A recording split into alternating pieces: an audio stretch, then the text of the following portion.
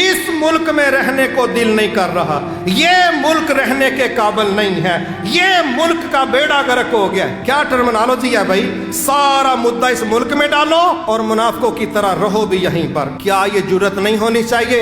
ये मुल्क रहने के काबिल नहीं, मैं अपने बीवी बच्चे उठाता हूँ, मैं दोबारा हिंदुस्तान में चला जाता हूँ। वो रहने के काबिल है, उसका जीडीपी बहुत ज्यादा है, उसके पास 500-600 अरब डॉलर का सरमाया पड़ा है, वो वहाँ हर बंदे के पास रोटी कपड़ा और मकान है, वहाँ के लोग सोने के चम्मच के साथ खाते पीते हैं। फिर हम वहाँ चले जाएं क्योंकि हमारी हिजरत का फैसला गलत था, हम वहाँ चले जाते हैं? नहीं जाएंगे। गाली देने के लिए पाकिस्तान, इक़्तिदार के मजे लेने के लिए पाकिस्तान और तारीफ करने के लिए इन जुबानों पर कुफ्फार के ममालिक। साढ़े नालों ते हिंदुस्तान चंगा है, जाना भी नहीं, इस मुल्क की जान भी नहीं छोड़नी और हर रोज बहाना ढूंढना है मुल्क को गाली देने का।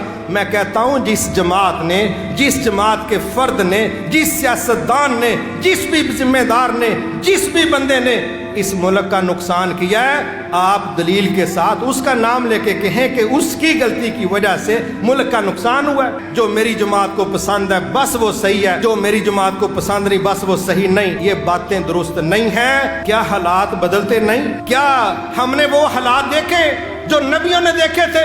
नहीं। हत्ता के रसूल पुकार उठे, उनके साथी पुकार उठे, मता नसरुल्लाह, या अल्लाह जो शिकंजा कस दिया गया है, जो माहौल बना दिया गया, जो करैक्टर हो गया, अल्लाह तेरी मदद कब आएगी? उन हालात में से गुजार के हमने कहा था परेशान ना होना, हमारी मदद आ गई। हमारे ऊपर हालात कैसे गुजरे? महज तनकीद के नाम पर आपने सियासी पार्टियों पर बात करनी है, करें। आप कहें फलां सियासी पार्टी का बैकग्राउंड ये है, रवैये ये है, कमजोरी ये है, हम अजीब लोग हैं। हमारी इनडायरेक्ट गाली होती है पार्टी को और डायरेक्ट नाम ले देते हैं पाकिस्तान। आप लफ्ज पाकिस्तान इस्तेमाल करके जब गाली देते हैं, आप 25 करोड़ अवाम को गाली देते हैं, आप इसके बानियों को गाली देते हैं, आप मुहाजिरीन को बुरा कहते हैं। सोचो तो सही कि आपका लफ्ज पाकिस्तान नाम इस्तेमाल करके बदतमीजी करना ये कितने लोगों के दिल आजारी का बायस बनता है। हमने कभी सोचा है? अल्लाह ताला हमें हिदायत दे।